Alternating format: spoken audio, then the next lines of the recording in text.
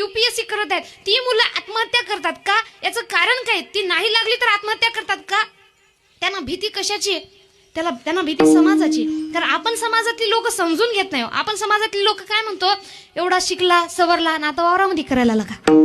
शेती म्हणजे आपण काय कमी समजतो का? एक गोष्ट नेहमी लक्षात ठेवा, शेती ही कोणत्याच व्यवसायाला आटपत नाही. एक गोष्ट नेहमी लिहून ठेवा, माझी वावर आहे तर पावर आहे.